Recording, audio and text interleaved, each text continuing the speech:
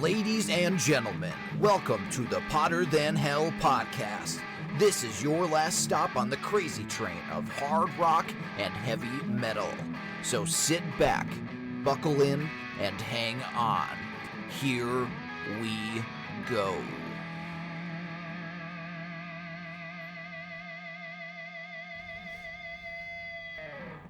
Hello, you Potter Than Hellions. Welcome to the Potter Than Hell podcast. This is Steve, your host, and I'm joined as always by BC and BB. And our keyboard player today is Dylan. All right, hey guys, what's up? We got a lot of stuff to get to this week, and we can't not mention this. The Atlanta Kiss Expo took place a week ago, as to when we're recording this, and we just want to talk a little bit about the reemergence of Vinnie Vincent.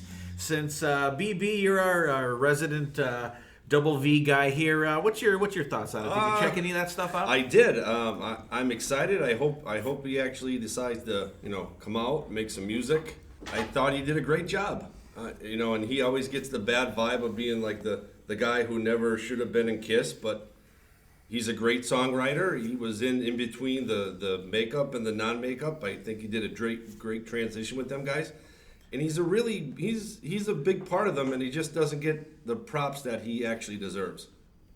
Yeah, I agree. It was pretty cool to see him actually alive and semi-well, I guess. But it was interesting, some of the things he said about what went down, and I can see that. Which got a bad rep. I really like the little note that he gave, like to the fans at the end, like that 5-page. Oh, they just posted that yesterday. Like I didn't see that. You could tell that it really meant a lot to him, the turnout, and like how everybody showed up to see him and wished him well. So that was really nice that there was the give and take of the Kiss Army that you normally sometimes don't see with the squabbles between original members versus. It's nice to see like a community coming together to welcome one of them back into the fold. Right, and there are some out there. There's been a lot of rude and bashing comments going on out there about people suck. His appearance and stuff like that. Who gives a shit about that fucking stuff? I don't care about that. I thought it was cool. He seemed really genuine. It didn't seem like he was bullshitting or faking. Mm-hmm. And like everyone says, there's three sides to every story. The one side, the other side, and then the truth kind of lies somewhere in the middle. And it was a good take to hear on what he actually thought about, like what went down with Kiss and stuff like that. And I want to give a shout out to, I listened to the other podcasts so far that have touched on it. Kiss FAQ, you guys did a great job. Podcast Rock City, Joe Polo, you guys, and Decibel Geek, Aaron and Chris, you guys are always.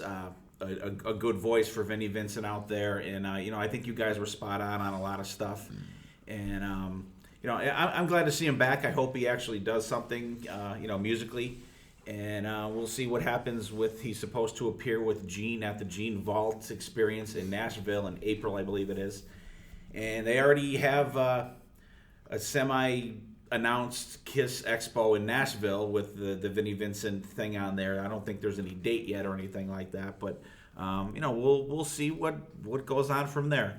There's some people that I think are totally out of reality, thinking, okay, now they're going to get together and they're going to have Ace play and Vinnie play and Bruce play and everything like that.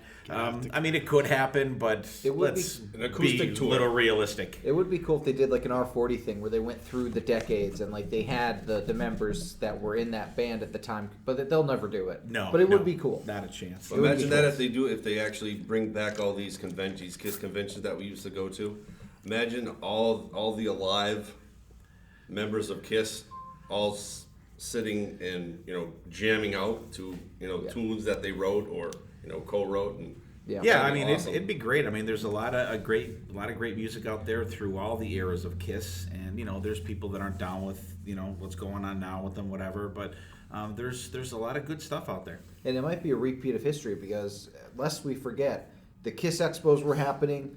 Chris was playing with the band for a little bit. Then they had Unplugged, and they brought Peter and Ace back. And then they had the reunion tour, so maybe it'll be a a thing, a history repeating itself. There's what I'm talking about, being realistic. I don't see Paul Stanley ever allowing that to happen. No. I think seeing Gene actually yesterday, the day before recording this, Gene did his Miami vault experience, and Ace was there again, and now that's got the speculation through the roof. With Ace and Gene, and with Ace being on the Kiss cruise. So it's interesting times in the Kiss Army out there. No, like I can see them being friends, putting the past behind, Working on each other's projects, but I don't see them guys doing anything with the Kiss name. No.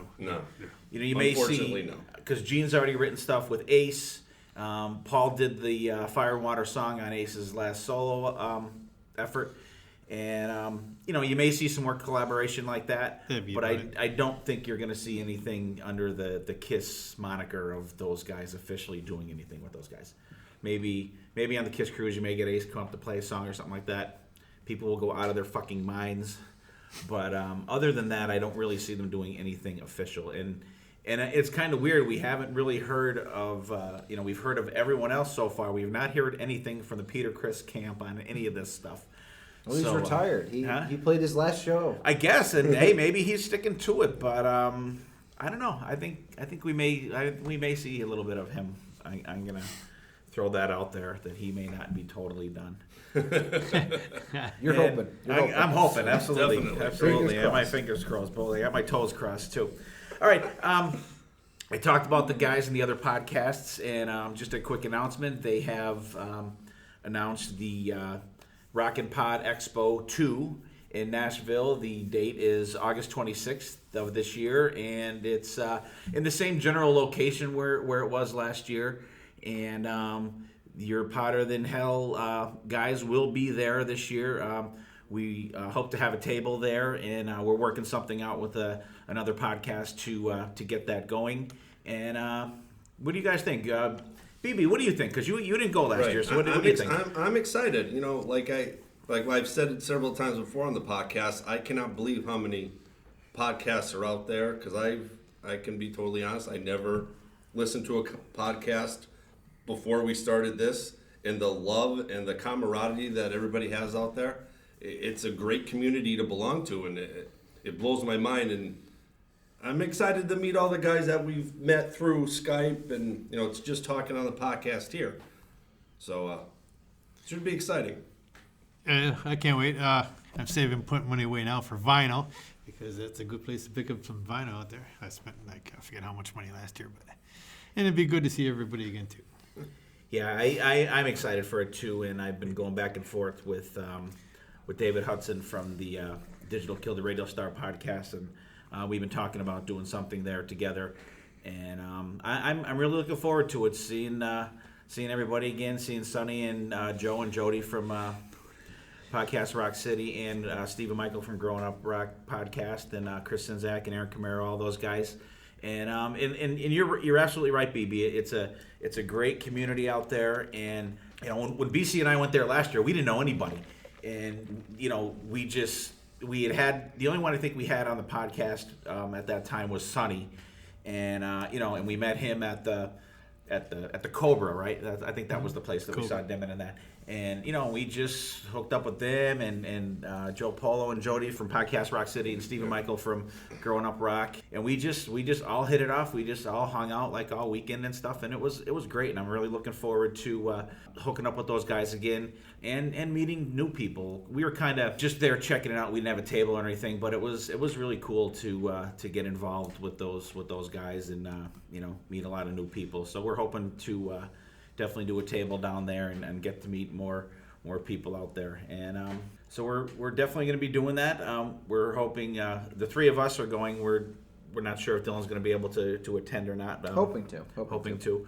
All right. So one more quick thing. The not the original drummer, but the drummer of the in quotations classic era of Judas Priest. Starting, I think the first album he drummed on was. I want to say British Steel. Dave Holland died. We're not going to get into all his personal stuff, but drumming wise, I thought he was a really solid drummer. When Scott Travis got in the band, he kind of upped the game for them with the the more of a dynamic style drumming, other than like the Dave Holland's like classic type drumming. And BC, you're a resident drummer. What's your thoughts? I agree. He wasn't flashy, but he was very solid, steady. I mean, Scott Travis came in, it just like you said. Yeah, like you, total classic. different. He's a classic, and drumming wise, fit great. I thought in the band.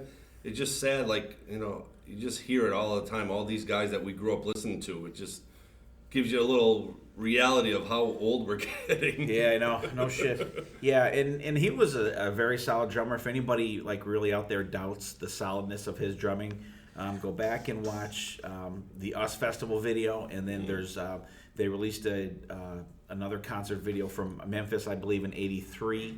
Great. I do like, and he was a good drummer to watch too. Like just a good solid guy. He wasn't like a boring guy to watch. So so that's out there. So we got Scott Travis now. Priest, they're having an album coming out in March, and us four here are going to see them. We can't wait. Yeah. It's going to be great. New album, Firepower, coming out in March. I think maybe like right before the show. I think it comes out. And actually the concert we're going to is the first date on the tour. So hopefully, there's no, crazy glitches or something Most like of the that. wrinkles ironed out. Yeah.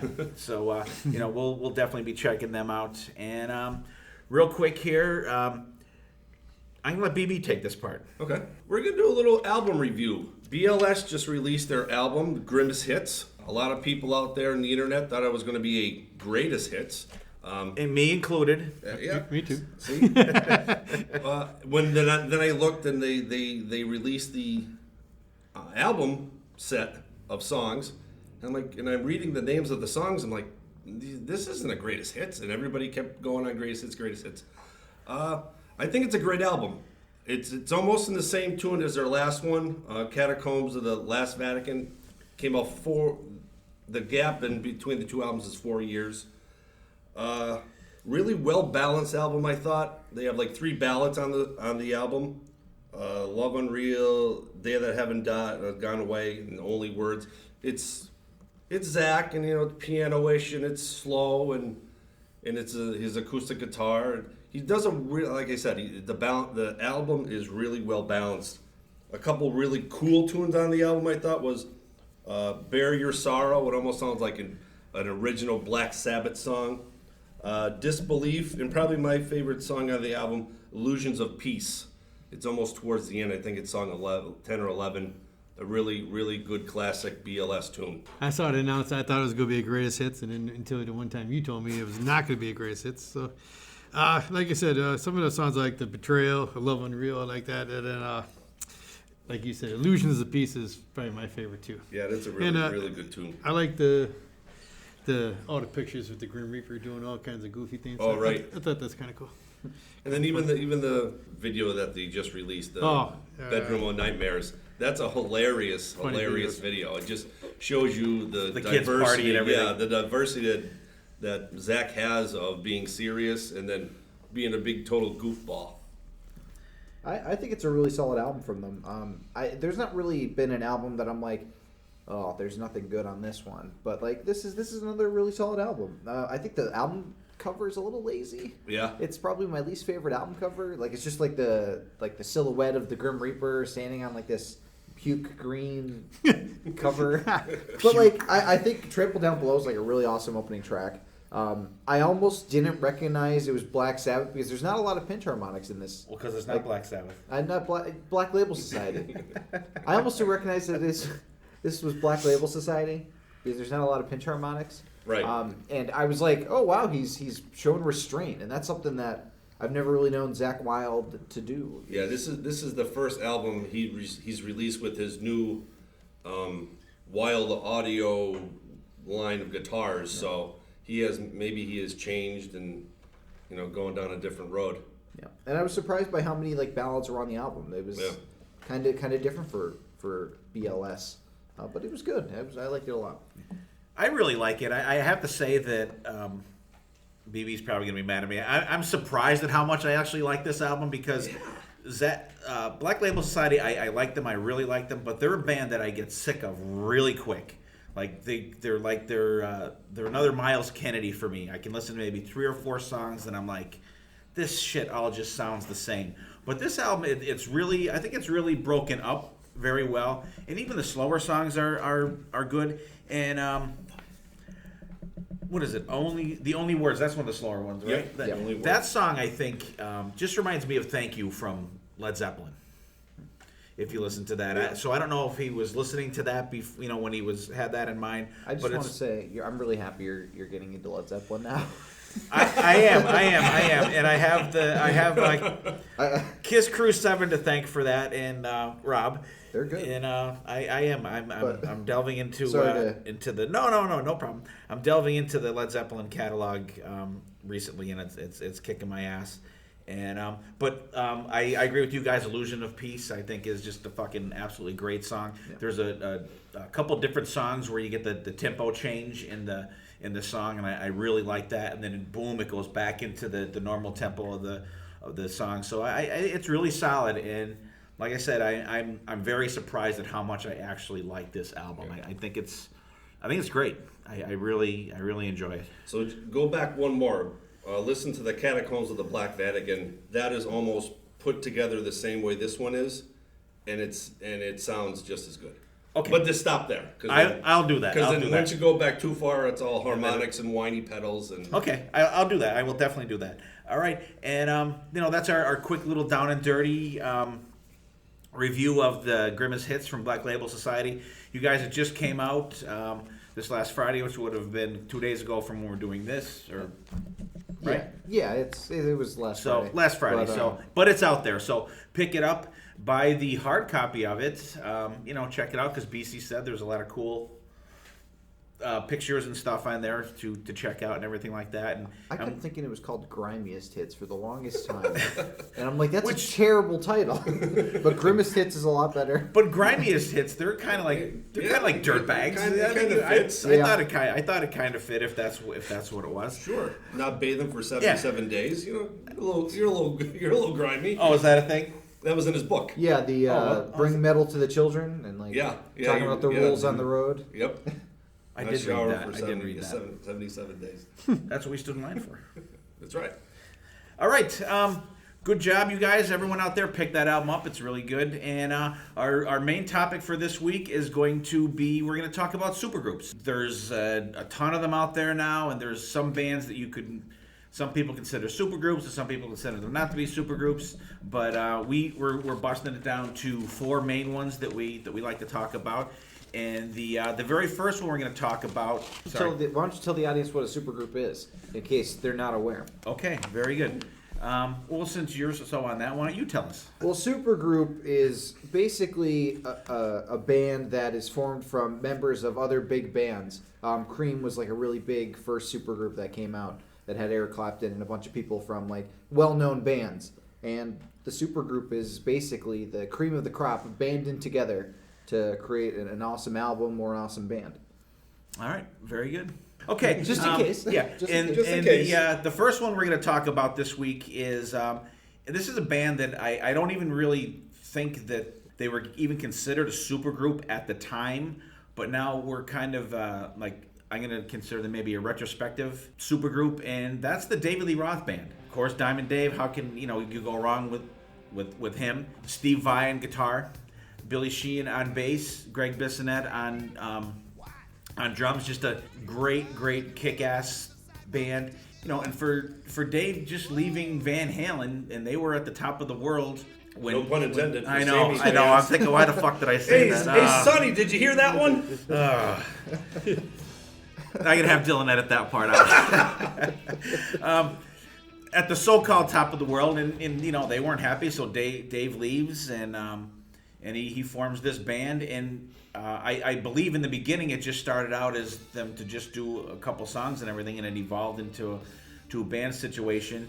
It's great. I think I've said it before in another podcast. This was the very first CD that I've ever bought, was the Eat 'Em and Smile CD from David Lee Roth, and that's still another CD that I can throw in at any time and it harkens right back to old Van Halen. Like BC says, what do you want to do when you put the CD on, BC? Drink. All right. So, what's your? How did these guys come on your radar, BC? Like I said, being a Van Halen, David Lee Roth Van Halen, and then after, of course, 1984, and they went their separate ways. It's like, oh shit. Then you're. Don't mind me, I'm a little off today. Yeah, we all had a rough night last night. So I heard this is coming out. I was like, cool. I mean, I was excited to hear David Lee Roth. And Yeah, because they released Yankee Rose was out as a single before the album came out, and that's something too. You just think summer when you hear that album. So, if you get a nice cold day or something like that, throw that on. Maybe you'll be thinking about summertime again. And the album is just absolutely fantastic. Yankee Rose is just a kick-ass album. I love it. BB, what's your thoughts on the first CD? I enjoy it. I remember I bought it as a cassette because once again, when I got into Van Halen, it was 1984. So 1986 comes out. You're reading in Circus that he's left and he's bringing his own band members in. And at the time, I didn't know any of these guys that he brought in. Maybe except for Steve Vai. I don't think I knew Billy. But what really brought me to the album was the cover itself. The colorful cover. I'm like, wow, that's really cool. It really stands out. Yeah, it just really catches your eye. You're like, whoa. Because even for the video for Yankee Rose, he's in the convenience store. Right. With that. I think it's just excellent. I really enjoy it. Dylan, what do you think? It's definitely a good record, and I feel like the DLR band is a case of Dave is actually and I hate to say this, but he's like the least talented member of the band. Like, because the band is just so good. You have everybody that's like a master of their craft in the thing, and then like Dave, who is a good showman, is not, I don't think, quite, but it works for the music. His voice works for the music. I really like the album. It's solid front to back, and it is colorful. When I was pulling CDs off of your racks and putting them on the floor in a pile, that one definitely would have caught my eye. That one got a little extra attention. Yeah. And BB touched on a point there about the other guys not really being on the radar. Steve Vai, I heard of a little bit. Billy Sheehan, though, I was familiar with him because I was familiar with his band Talus. And word was back in like the mid 80s, like early 80s, that David wanted to replace Michael Anthony with Billy Sheehan. I don't know how much truth there is to that. That was one of those stories that was going on out there.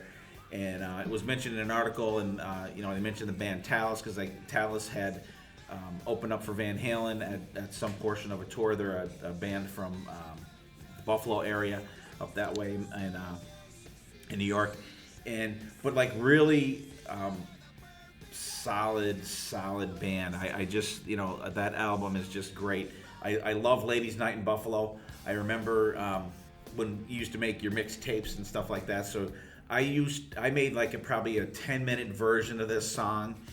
What I would do is I love the solo so much in that song. I would be recording it, and then the solo would end, and I'd stop, and then I'd go back, put the needle back, and then I would record the solo again. So I had the song playing, and the solo played like 4 or 5 times in the song, so I could a 4-minute song, 12 minutes, so I could hear it that much more.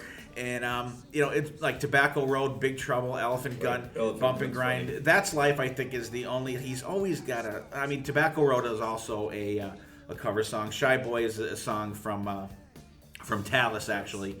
But there's always got to be that one song that just like So other than that, it's a 9.5 out of 10. I just take a half point off for That's Life of that.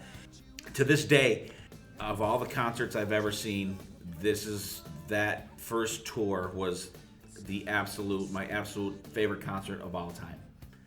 It was just so great. You had the great songs from the first David Lee Roth album. They did songs from the whole Van Halen catalog. They did like Beautiful Girls. Like that was a song I never thought I'd get to see from Van Halen, because we saw them. I actually got to see Van Halen in 1984, and they did quite a bit from that from the 1984 album.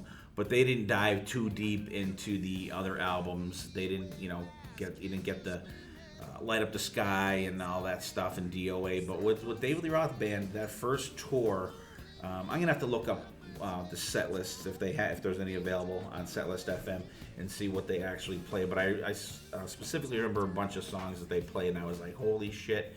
And Steve Vai, Billy Sheehan, and Greg Bissonette, they did this musical thing back and forth and everything like that. It was just like fucking amazing. Oh yes, still to this day one of my favorite albums you put on. But back then, I remember, was it Steve Vai, like instructor or went to school or something? Yeah, he was. Because who was in this band and like Talus? I didn't know Talus back then, to be honest with you. And this other Greg Bissonette was a session guy. And back then, you were like, session guy? What the? You know what I mean? What the hell is a You really didn't know music no like you did music now. industry stuff. So you're like, You're a little leery, and then when you put it on and it came on, you're like, cool. I always wondered why Skyscraper didn't get the same amount of love as Eat 'em and Smile did. I don't think it's as good. No. No. The feel is a little different. Yeah, and that was actually, I was just going to bring that album up after you got going. But go ahead on Eat and Smile, Evie. Yeah, Eat 'em and Smile. Love it. Love the album. Great cover. Like we touched on a little bit before. Elephant Gun's funny, and I'll never forget when Chris Yankowskis was here, how he describes Dave singing. It's almost like a heavy metal rap. And ever since he said that, and I started listening, I went through this whole catalog the other day. I'm like, boy, that's a great little assumption that he threw out. How sometimes he sings, but then there's sometimes he just like talks and raps, and it's totally different. It's funny, but yeah, love the album, love the band, love what they put together. But like I said, I'm really surprised that I thought Skyscraper was all right. Well, it's good. It's good. It really doesn't have like the Yankee Rose. It's lacking. It's not as dynamic, I think, Yeah, as the first one. It's radio hit. the songs are a little more mellowish and not as hard rock-ish, I would say. I mean, Knucklebones is really good, just like Paradise is. That's It's true. like real radio. And the funny thing about just like Paradise, a couple weeks ago, my wife and I were going out the one night to meet friends for dinner, and it was snowing like a bitch out, and we had to stop at a grocery store before we went there, and the snow had slowed down. So we go in the store, we're in there for about 20 minutes, we come out, and it's like a fucking blizzard out there. I start the car up, I have XM radio on, and bang, just like Paradise starts playing on fucking XM. I'm like, this is the perfect song for what the fuck is going on here. And It's like, Eskimo holy must shit. have requested it. Yeah, no shit. And but I still like it. It's a good album. The bottom line is really good. Like Hot Dog and a Shake is kind of stupid. Yeah. Perfect Timing is kind of cool, but it's not as dynamic of an album, I think. Yeah. And I actually got BC. Have you seen Dave on any of the first two tours? Did you see any of those shows? Or no? Skyscraper. Did you? And that was cool. You were at the same show as me, Binghamton, right? Yes. Okay. And when they opened up, he rappelled down from the lighting rig onto the stage, and then he did California Girls, and he rolled the surfboard across the arena. Oh, that's cool. Yeah. I mean, very, very, very cool, great shows, and and we're not going to go with the David Lee Roth Band beyond Skyscraper because that was pretty much that was it for those guys. Right, that lineup. Yeah, because afterwards, it was a revolving door of guys. But not to say that there's not some great other stuff out there from Dave, but that's pretty much the classic two albums from those guys. And like I said, just great live. I feel very fortunate that I was able to see both of those tours.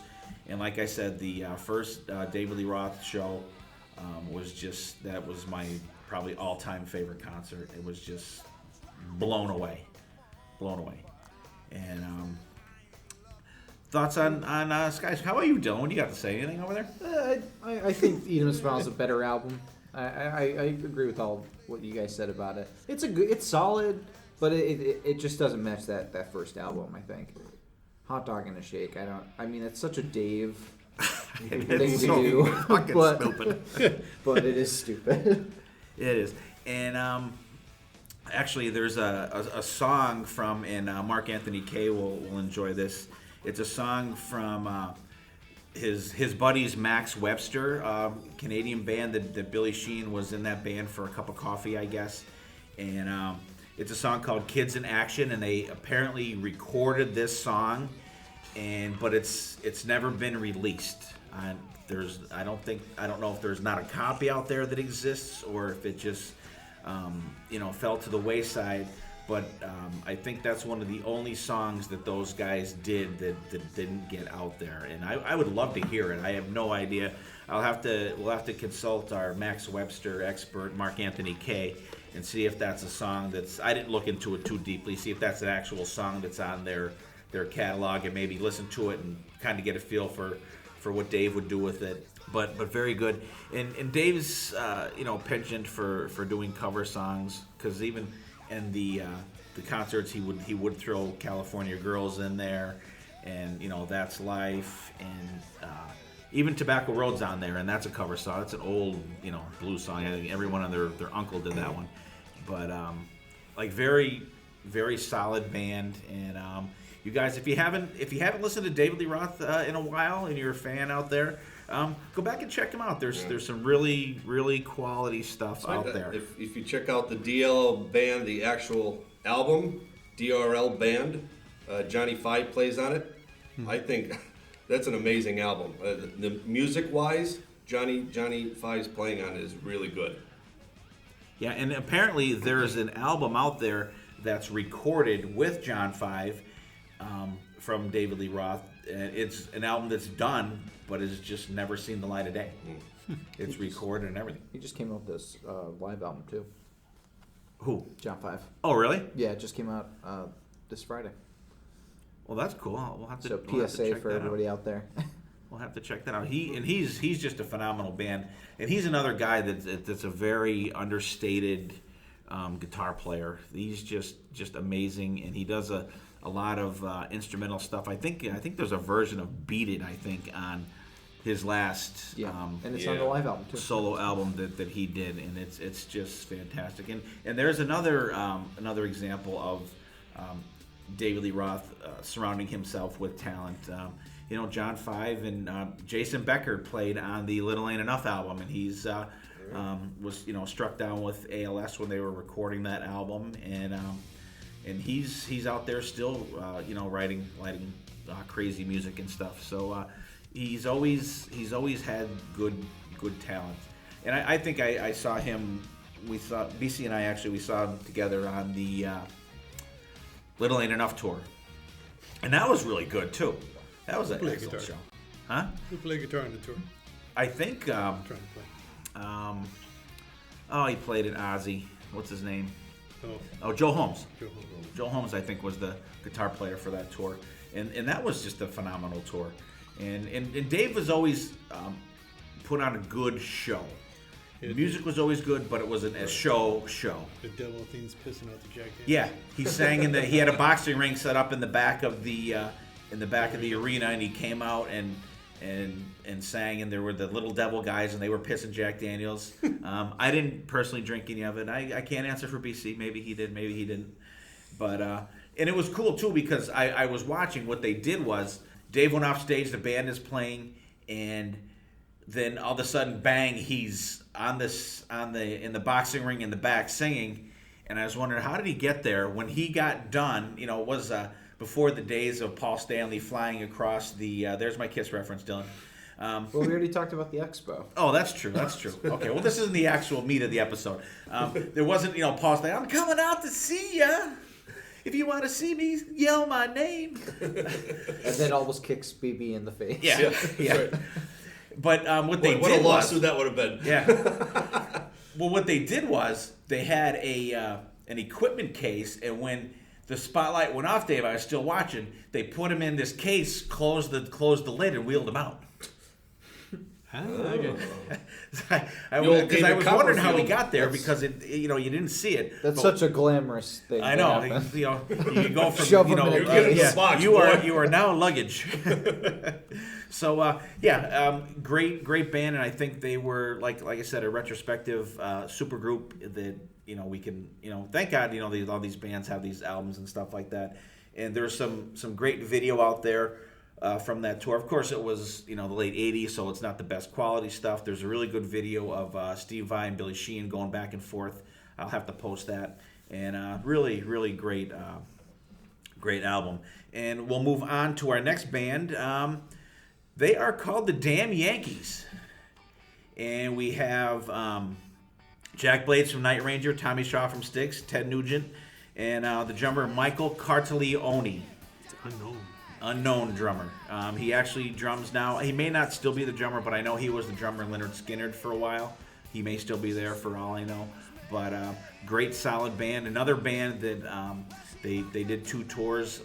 I got to see them for both. Did you see both of them, BC? No. You and I saw the second one, right? Second one. Okay. Great band. When they announced that these guys were doing a band, you hear out there that the bands are guys are getting together to have a band, and even back then there wasn't the internet back then. These guys came out in 1989, but like you're reading articles in Circus or Hip Parade or whatever, and when you hear that stuff like that's going to happen, you always have in your mind, okay, what are these guys going to sound like? How great is it going to be? And this was a band that they were everything and more that I thought they were going to be. They sounded maybe not exactly, but like pretty close to exactly how I thought they were going to sound. They were just so good. I mean, Ted's a great singer in his own right, underrated also. Guitar player off the fucking scale. Tommy Shaw is a very underrated guitar player also. Great vocalist. Jack Blades, great vocalist. I mean, you have the pieces right here for a true supergroup. Oh God, yeah. When it first came out, like you said, what's this going to be like? Because there was the internet, you hear about the drummer I never heard of before. You're like, who's this? Yeah. So there was a lot of anticipation back in those days, and like you said, when that came out, you're like, put it on, you're like, cool. It came out with like some of the favorite songs out the first one. 90 was the first one, the regular Damn Yankees, Pile Driver. I mean, to me, Pile Driver. Right. And then what's the that song about? Damn Yankees. I think it's wrestling. It could be. Yeah, the Pile Driver. How you? Yeah, they're big Undertaker fans. The Undertaker. Yeah, and also too, 89. Ron Nevison was the producer actually of both of their albums, and that was one of those things. You hear Ron Nevison, you think because he did Heart, but he also produced Crazy Nights, which was like really keyboard heavy and stuff like that. But that did not come out in the Damn Yankees albums at all. That wouldn't have There's fit at all. There may be some strings or something on High Enough or something like that. But just a fantastic, solid album, the first album. Songs like High Enough, the ballads I Can Live Without, but, Bad Reputation, Coming of Age. Actually, we just saw Night Ranger perform Coming of Age. They always play Coming in Age and High Enough, right? Yeah. I didn't... The first time I ever heard the Damn Yankees, even though it's their probably best known song, I heard them on the radio with High Enough. I think they released a video back in 1990. This is Uncle Ted's new band. I'm like, new band? And I knew of the other guys except for the drummer. So everybody, it was very confusing for me at this time because, why are all these guys leaving and getting their own band together? And it's like an all-star band. I'm like, oh, okay. They want to go out and make money. Hey, you're like, is Ted going to be no Ted no more? And yeah. Is Night Ranger going to be anymore? Yeah, and they were, and I saw them on the first tour. They opened up for, remember back in that period of time, 89, 90, when Paul Rogers left Bad Company. I don't know if he left or thrown out. I'm not really a big Bad Company fan, but they put out that album that had all these. I couldn't even tell you what the songs are. Don't look that up for me, will you? What am I looking up? It's a Bad Company album around 1989, 1990, and they had all these radio-friendly songs, but they were really good. And that incarnation was out touring, and Damn Yankees was the opening band for them. And we saw them down at the Kingston Armory, and it was just great. It was, I mean, they totally blew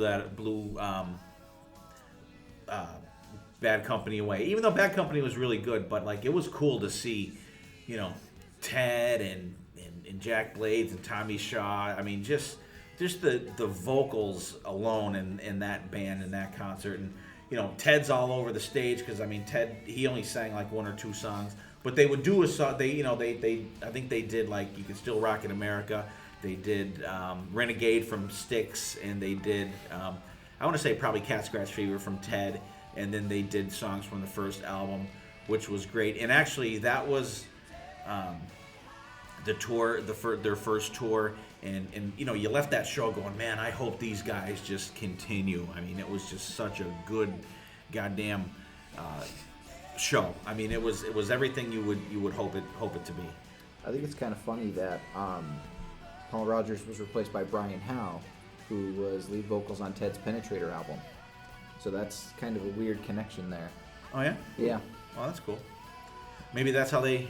It's like, how hey, they were Ted. able to get on there. Yeah. Hey, Brian. Yeah.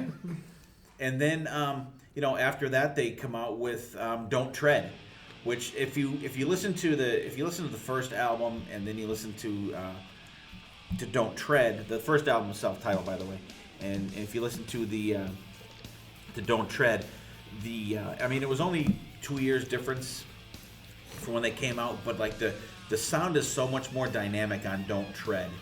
It's just such a more crisp sounding album. Same producer, and you know, I don't know if it was just the advances in technology in those 2 years or whatever, but it's much more louder and a crisper sound, I think, on that album. And but I mean, like, you just listen to the opening chords on Don't Tread on Me. It's just like fucking, you're like, this album is gonna just kick fucking ass.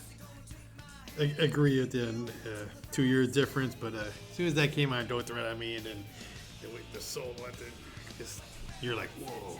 It is, and the album just keeps going. Yeah, to me it was surprising because, you know, being their sophomore album, I like this one a little bit better than their first one. Like Steve said, I don't know if it's crisper or it's heavier, or they let Ted, I think it's, you know, let go, let him, you know, a little bit more more I think so. heavier. I really like even Mr. Please starts out kind of slow a little Slowish. bit, but then like it's just there's nothing bad on, like, you have Where You Going Now and Silence Is Broken, two ballads, which aren't bad as far as ballads go. You know, they're not going to make my top list of ballads by any stretch of imagination. But you know, songs like Double Coyote, This Side of Hell, like real 15 Minutes of Fame, and that's like the second song of the album, and that just like Don't Tread on Me, rips and then, like, 15 like Minutes of Fame. total bang bang 1-2 punch there, and it's great. And then Where You Going Now, they slow it right down, you know. But then it picks back up, Dirty Dog, and BC and I, we saw Damn Yankees on this tour up in Binghamton. They Jack will open up for them, and it was a great show. They did they played maybe 2.5 hours, and it was great. And it was actually, if you watch the Styx biography thing that they have on VH1, Behind the Music, yeah, there. Thank you, Don. It's the Styx one, and it says how Dennis DeYoung was upset with Tommy Shaw because at one part in the show they kind of they talk about their respective bands, and then Ted made a comment like, yeah, you know, well, you guys have a song called Fucking Babe or something like that, and like they totally make fun of that song. And I guess Dennis DeYoung was like really hurt about that because I guess he wrote it about his wife or whatever, and then they were playing the same show in Chicago or something like that, and Tommy Shaw and Dennis DeYoung ran into each other in the lobby, and then Dennis, you know, they had a conversation about that, and then so we actually got to see that, BC, before they stopped doing that. And then Ted went on to make a song called I Love My Barbecue. That's right. Oh, Ted. But I mean, just a great band live. BB, do you ever see these guys or no? I know, I have not. I remember one of my buddies went to see them, and for some reason that night I didn't go. I didn't know what was going on.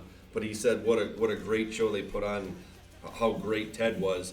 But I'm just looking at the studio album here from Don't Tread, and once again you get these Japan bonus tracks. Mm-hmm. Now, I wonder what Bone Strippers sounds like. You always get ripped off in the United States. See?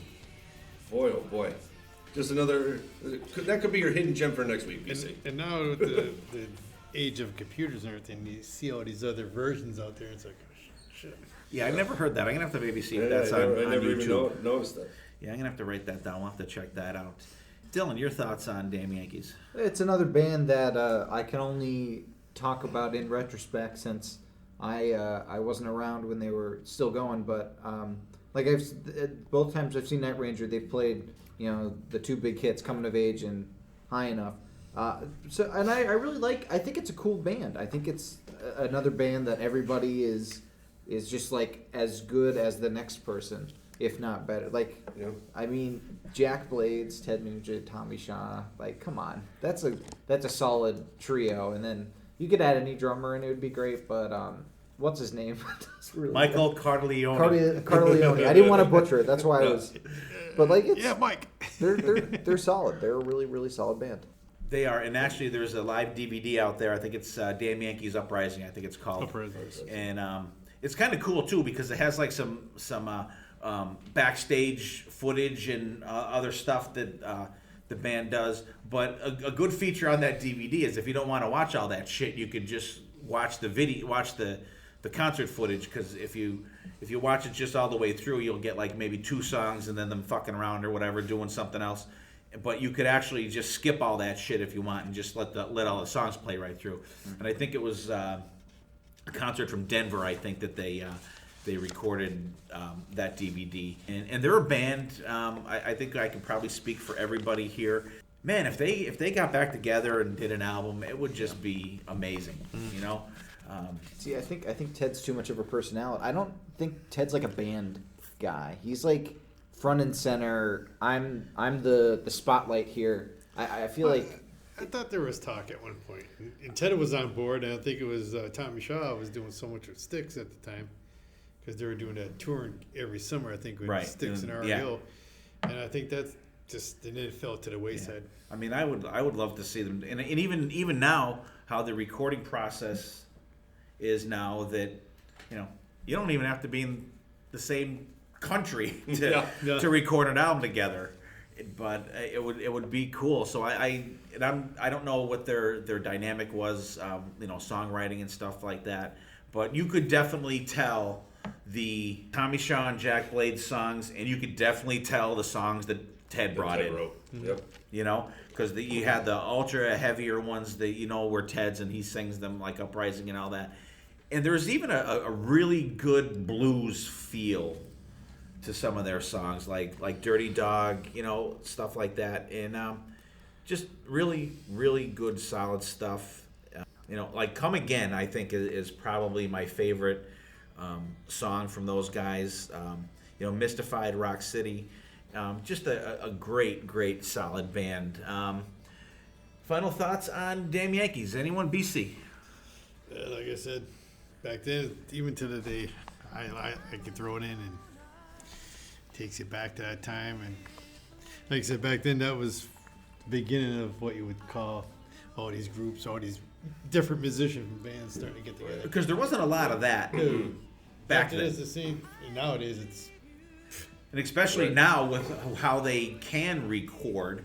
You have Sweet Lynch and, different bands like that. And, we could do, probably 4 or 5 songs on, just good hard rock, quotations, supergroups, Sons of Apollo that just came out, and Mike Portnoy and Billy Sheehan, they're in like 20 different bands a piece, I think. But we're kind of limiting it here today, but not to say that we won't revisit other supergroups as we continue down the road. And you guys out there, we just want to encourage you, go back and listen to these bands and check them out, and relive of how good these guys really are and how good their material is. And hopefully we could see those guys at some point get back together and do something together again, which would be really cool. Like I said, we just saw Night Ranger. They still do a couple songs from that, and that may be as close as we ever get again to seeing Damn Yankees live. I hope that's not the case, but just enjoy it for what it is. Go back, listen to the albums, check it out, throw them headphones on, escape from the world, fuck everything else, and throw them on and just enjoy. At this time, we're going to do a segment today. We're not going to do a hidden gem, but we are going to create our own supergroups here, and we're going to name them just for shits and giggles here. And we're going to start out with Dylan today. So my supergroup is going to be called the Hellions. Figured I'd tie it in with the podcast since we're creating them. We already all have a band. It's called Liquor Box. Yeah, I know, but they're like the official band okay.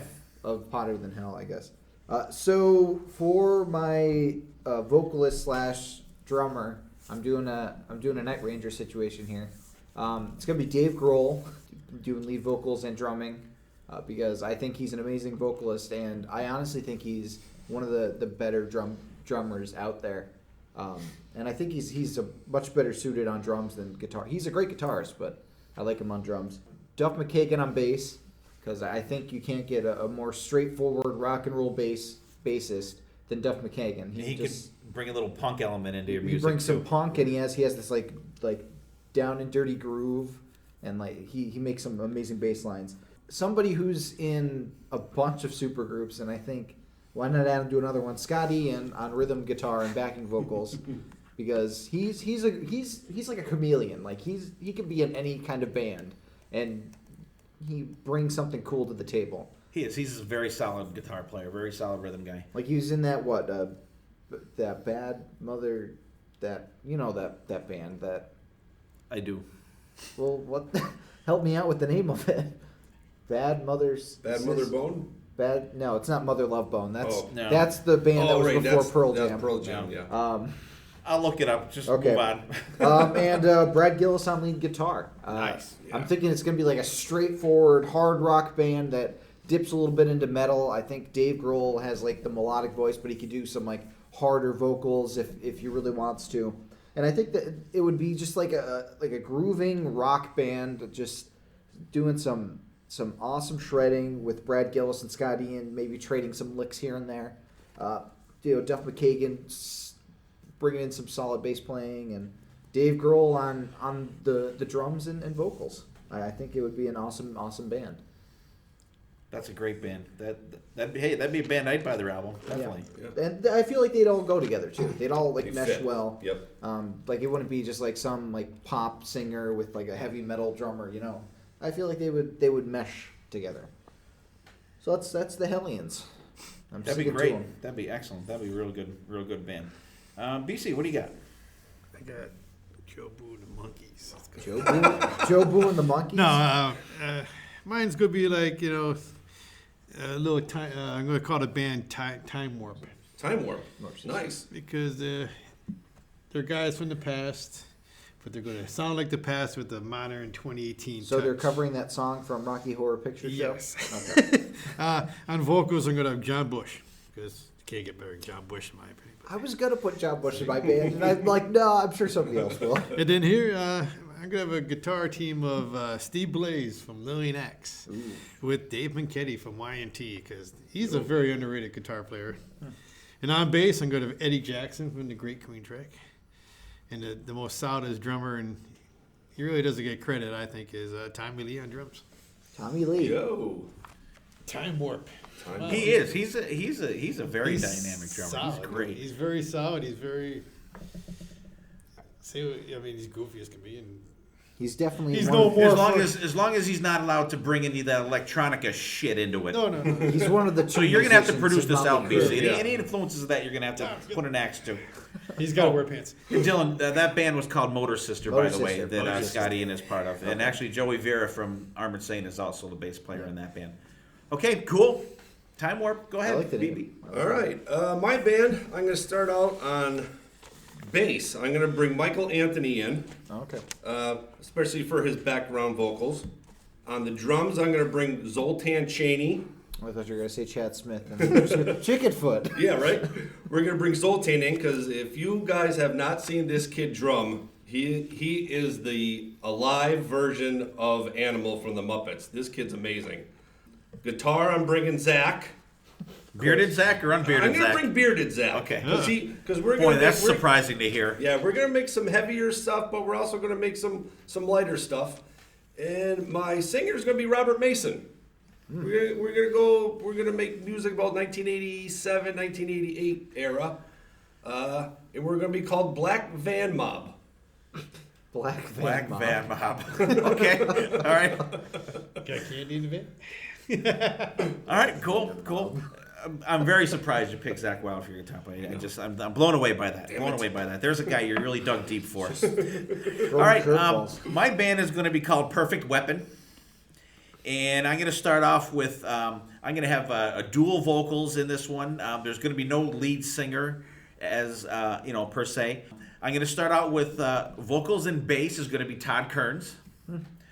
Totally kicked ass. Saw him on the Kiss Cruise. We talked about it before. Just fucking amazing. Love his version of Dr. Alibi. Yeah, and he actually, he has his own thing. They're called TKO, and they're really great, excellent, great bass player. He's got a great voice. I mean, just an amazing voice. And my lead guitar player is going to be Phil Collin from Def Leppard. Okay.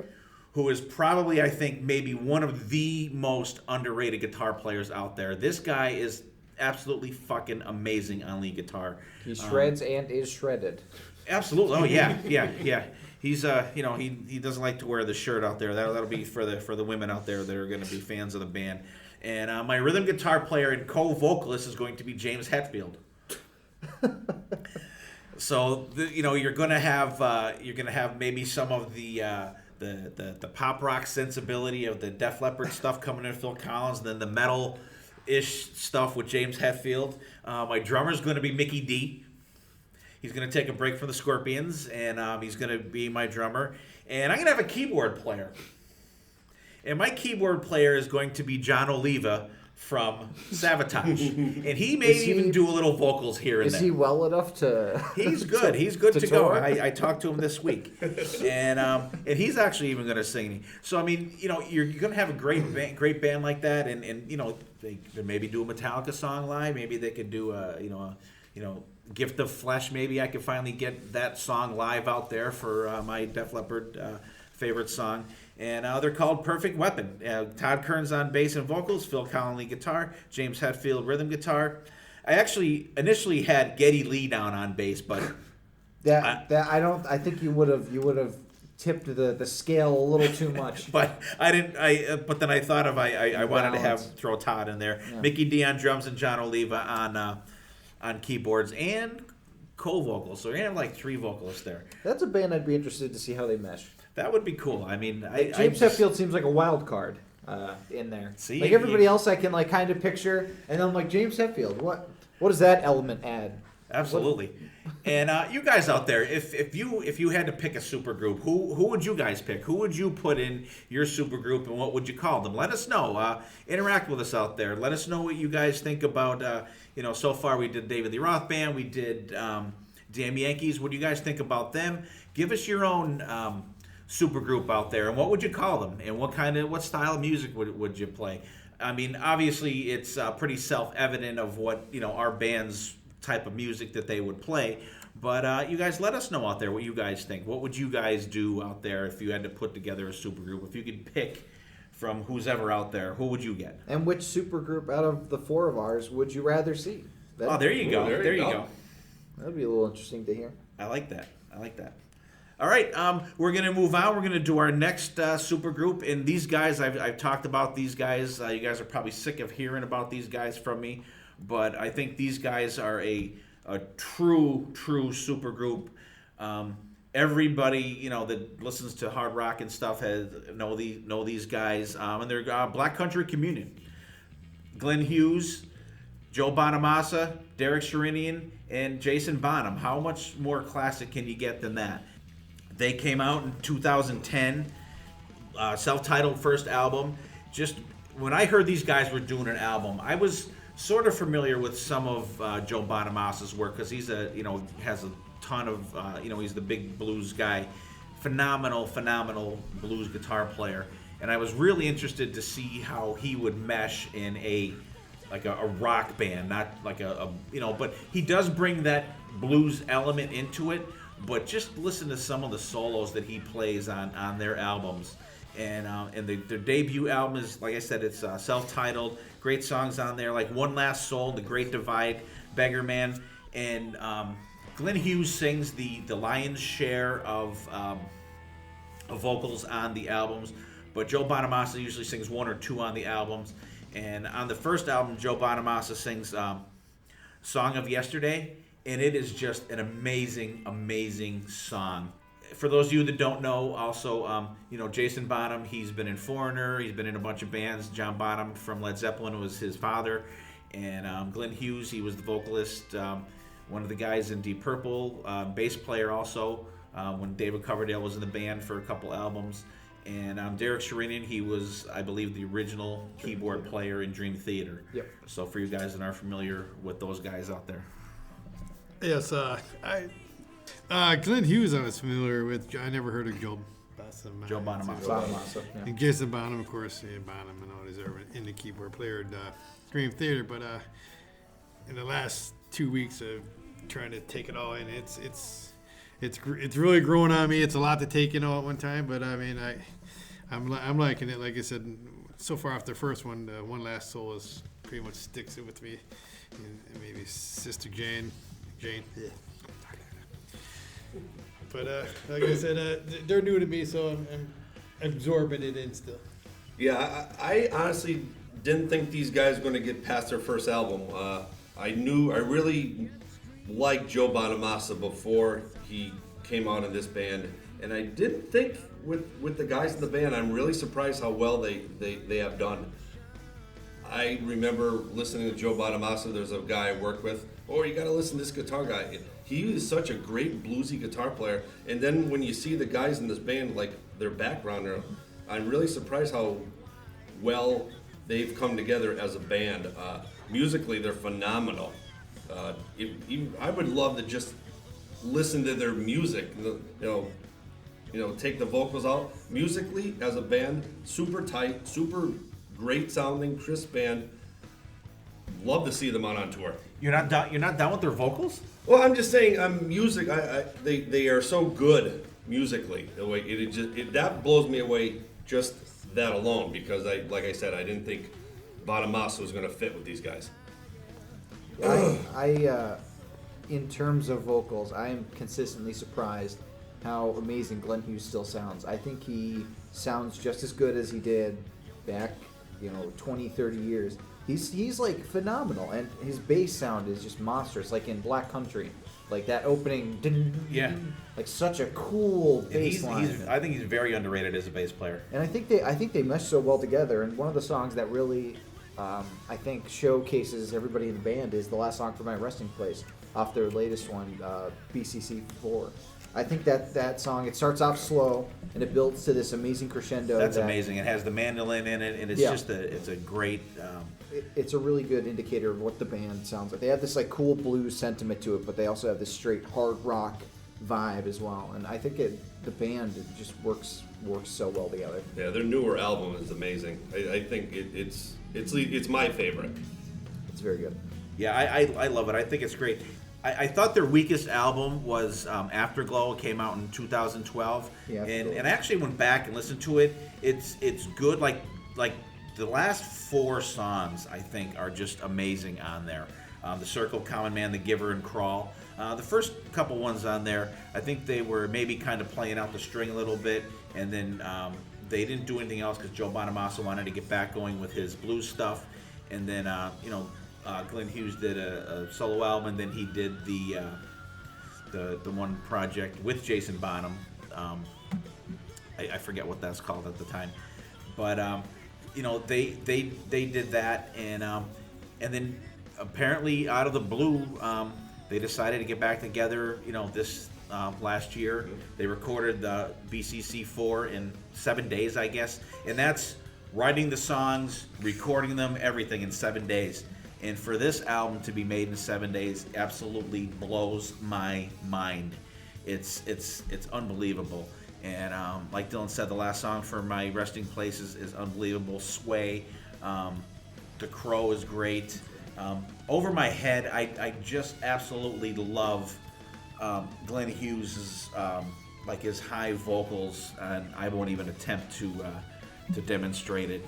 Please don't. I'll post the video, but it's just amazing, and I absolutely love those guys. And the band I was trying to think of before, thank you, Dylan, is called California Breed. They have one album out. Check that album out too, you guys. It's very good. They only lasted for one album, and I think maybe they did 2 or 3 shows because something happened with Jason Bonham where he ended up maybe going foreigner or did another project or something like that. But that's also a very, very good album. And like I said, I can't say enough about these guys. I was so happy when Black Country Communion announced that they were going to be recording again. I think they recorded announced it in the fall of 2016, and they recorded it in January of last year, and it came out in the fall this year. And it's an album that I've been consistently listening to. If you listen to our year-end thing, that came in my top 5 albums of the year, and it's still one that I'm just going back to and going back to and going back to all the time. And hopefully we get to at some point see these guys live. I think they played 3 shows so far this year, and everything so far has been in the UK. So hopefully we can get them for a New York show. If we get them for a New York show, we will definitely be there to check those guys out. So check those guys out, you guys. If you have not checked out Black Country Communion, I implore you, I urge you to check these guys out. You've heard me ranting and raving about these guys, and just amazing talent in the band. My only, I think, drawback for them is I think that the keyboards are a little underutilized or a little too much under the surface on some of the songs. I think they could be brought out a little bit more. So Kevin Shirley, I know you're listening to this. He's their producer. He's produced all the albums. Also produced, he's Iron Maiden's producer. He's produced Rush. Great producer. So if you're listening out there, Kevin, just bring up the keyboards a little bit for me. Make me happy here, okay? Yeah, especially like Derek Sherinian. He's such a talented keyboardist that I think that when he's underutilized, like he kind of is in BCC, it's a little disheartening. I think he was really well used in Sons of Apollo. That he was recently in. I thought he was great in that. And his stuff with Dream Theater is also amazing. And I love that they do with Dream Theaters to connect it. They used to cover Perfect Strangers, and they would switch instruments when they covered it. So right. like Derek, I think would play like the guitar solo on the keyboards. Yeah. It's cool. Yeah, he's very good, and just connections, Deep Purple, and there's it goes all over the place. And just check these guys out. Absolutely show a lot of love for these guys. And all right, so we can't not talk about this band. They came out in 2013. We talked about the one guy a little bit today. He was in David Lee Roth Band, Billy Sheehan. We're talking about the Winery Dogs. They came out in, like I said, 2013. It was originally supposed to be, Mike Portnoy, Billy Sheehan, and John Sykes of Whitesnake fame. But, Billy Sheehan and Mike Portnoy, they like to get things done and stuff like that. And I guess John Sykes works at a fucking snail's pace. Doing stuff, and it really, I guess they had songs done. And it was just going too slow for those two guys, and they kind of said, it's been nice, but we can't make this work. And apparently Eddie Trunk is friends with these guys, and he recommended Richie Kotzen for these guys. And for those of you, he's got Sonny is our resident. I think he's a stalker of Richie Kotzen too. He really loves him. He's got a ton of solo stuff out. He was in Poison, and just a great, phenomenal. We've talked about these guys before on other episodes, and their original album is just absolutely friggin' amazing, self-titled, and what do you got for us, BC? Oh, his first album, Desire, I'm No Angel. When was the first time we saw him? I saw the first time. I was the first one to see him. I saw him out in Vegas, at Club Vamp. Then it was M3. No, And then we Peak? saw him at Penn's the Peak? Penn's Peak. We took RA there for his birthday. What year was that? Was that first album? That was probably 2014 for the first album. Yeah, because then we saw him again. I mean, I was into him, and then once you see him live, it just brought it to a new level with me, at least. Like I said, watching Richie Kotzen play without a pick is how he does it. I don't know, but it just gave me a whole new. Yeah, and they're a band, and I know we've talked about it before, but I think it bears repeating that when you watch these guys live, you really don't know who to watch. Yeah. You kind of wish There's that they only would all three- there's stand only three of in a them. cluster so you could watch them all at the same time. But they're spread out throughout the stage, and Mike Portnoy, he doesn't play with a huge drum kit there. And there's parts where he does like air drums on the one song, and it's really cool. And he is one of the most dynamic drummers to watch.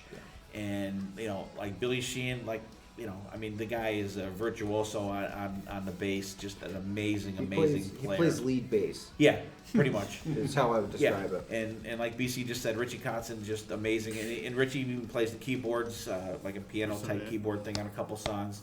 And his vocals are just like, wow. Like I never heard him sing. I knew of him, and I heard what he played on the Poison album. Native Tongue, I think the album was that he played on for Poison. But, of course, Bret Michaels is singing, so you don't really, you can hear him singing like on the video for Stand, you can hear the background vocals. But, like, I've never really delved into any of his solo stuff. But just absolutely amazing vocalist also. I mean, he sings so great. He's a little strange dresser. His wardrobe is a little odd. I think he had some kind of skirt thing on or something the first time we saw him. It looked like just like really, he's an eclectic. Was it M3 or dresser. it looked like it was like he had some gypsy. kind of Egyptian something on. I was like, yeah. He has some strange. I was waiting to see like the pointy shoes, like that wardrobe choices. But just amazing, and the first debut album, and that's another album that there's not really, even though there's a couple slower songs on there, just the vocals on those slower songs are amazing. Like You Saved Me and One More Time, but like this, the rockin' songs on there, Elevate, Desire, We Are One. I'm No Angel is kind of a mid-tempo one, but it's got a really cool sound and a cool groove to it. Damage, 6 Feet Deeper. And I want to say my favorite song on there is definitely got to be Time Machine. Just a great album. Yeah, finally we were talking about a band that I've seen live. You guys touched on a little bit Richie Kotzen. The way he just sings and plays guitar, his solo stuff is amazing, but the way he plays with these guys is just unbelievable. I can just remember just seeing him in M3 just by the way he presents himself and the way he's plays. He's so like well spoken. He's almost like he's very quiet centered frontman. But these two albums that they released are amazing. If you guys haven't checked these guys out, really good band. And now they're so busy with all their other stuff, you never know if they're ever gonna.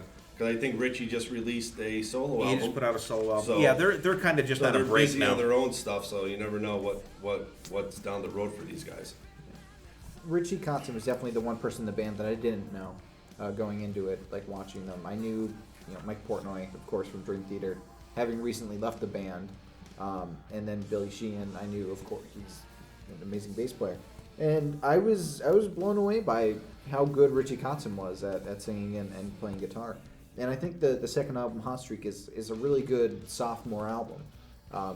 I think I like the first one a little better because I think Hot Streak kind of overstays its welcome a little bit. It's a little long. But I like both albums quite a bit. And it's a band that has not put out shitty work.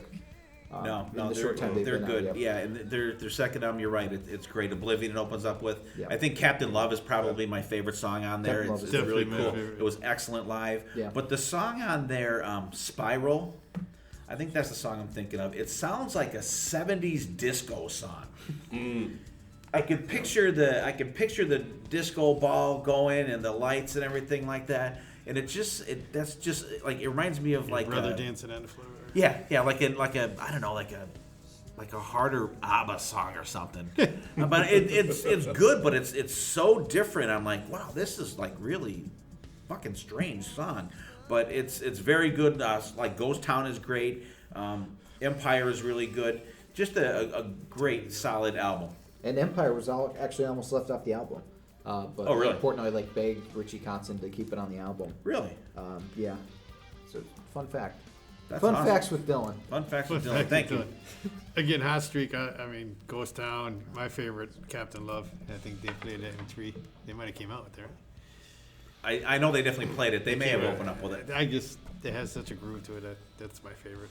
That's because they call BC Captain Love also. Yeah. This one goes out to BC. Yeah, really good band. Like these guys. Probably musical wise, I think out of the bands we talked about today, this band is probably my favorite. Oh, yeah. They just gel. They're just professionals, just gelling the way they do, and their music shows. There's probably maybe 1 or 2 out of both albums that are skippable songs, but love them. Love these guys.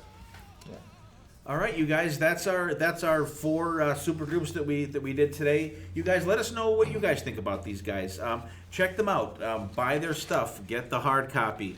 We'll give you like 2 free downloads like for each band. So check out Captain Love and like maybe 6 Feet Deeper from like Winery Dogs, and go back and check these guys out. Let us know if you guys want to hear us talk about any other kind of supergroups. Let us know who do you guys consider a supergroup? What's your favorite supergroup out there? And like Dylan said, let us know what your supergroup would be. Let us know which one you would like to hear out of our supergroups. And we really appreciate you guys listening. Go back and check out our other episodes if you haven't. There's a ton of cool stuff out there. Episodes on Kiss and Iron Maiden and guitar players, and we did an awesome episode on women in rock. So get out there, check out these other ones, and if you want to do us a favor, you can jump on either Facebook or iTunes. Give us a review. Hopefully, it would be a 5-star review, because all the good reviews gets us out there even better with joining us with other podcasts of the kind that we're doing here, and it gets us out there. And give us a 5-star review, and we'll read it on the air for you guys. And we're going to start out now with our thank yous, and BB's going to take it away. Well, I'm gonna interrupt something for a second here. Okay. Well, We're recording this. There goes the show. God damn it. While we're recording this, Steve's birthday is in a couple days. He's going to be the big 5-0. Oh, God. So by the time you guys hear this, it's already his birthday. I'll be halfway to 100. Yeah. He's on a hot streak. He's on a hot streak to 100. So I sent out some messages to our old guests that we had on the show. Oh. So I have some happy birthday wishes for you, buddy. I'll start with this one. This is Jen Roberts Vena. Oh, we're going to play them. We're going to play them. Happy 50th birthday, Steve. This is one of your favorite younger friends. We have a lot in common. We have a kid the same age. We both love music. We both have a 0 at the end of our age, along with the best Van Halen singer ever, Sammy Hagar. I know you think that your team won the debate, but that's not what I'm here for. I'm just wondering, in 20 years when you turn 70, don't you think you'd rather be like Sammy Hagar than David Lee Roth? I'll take the silence as a yes. Seriously, though, I hope you have a great birthday, and I cannot wait for my next guest appearance on the Potter Than Hell podcast. That's awesome. Thanks, Well, Jen. we got lots more here. Okay. Let me see here. We got our buddy Chris Granza. He was a guest on our show a couple weeks ago. Hey, this is Chris from Reach for the Sky and Rock Garb Clothing. Just want to wish my dear friend Steve Wright happy 50th birthday, buddy. Nice, simple happy birthday.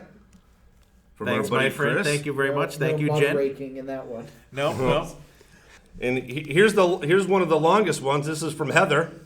I don't think she's at the Rainbow today, but Hey, birthday buddy. This is Heather from episode 13, calling from Los Angeles to wish you a very happy birthday. It's an honor to celebrate my birthday on the same day. I'm sorry that I can't be there so we can celebrate together, but I'm wishing you the best of everything. Thanks for including me on the podcast, and keep rocking. Have a great birthday. You as well, Heather. We were actually born on the same exact day. oh yeah, Yep. that's weird. Is she originally from here? Yeah, she's from German. This is awesome. Thank you, guys. This is crazy. And here's your buddy Sonny Pooney.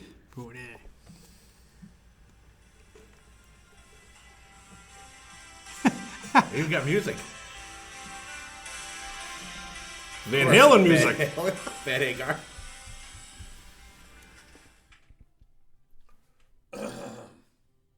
This thing on. Me. You. Test. Steve. Buddy. The big 5-0? Damn, you're old. Have a great, super duper, crazy, fun birthday, pal. Hollywood's wishing you the best. I hope you have a great day. And I just wanted to say, Van Hagar all the way, baby. Another one. Thanks, Sonny. That's cool. And he outros Van Halen, too. Another one. Here's our buddy Christian Kauskis. Hey Steve, happy 50th birthday. This is Christian Koskis. Really enjoyed working with you on the Potter Than Hell podcast episodes featuring Dio, the early years, 83 to 85, as well as the top 5 albums that changed my life. Keep on rocking, brother. Thanks, buddy. From our buddy Steve Michael.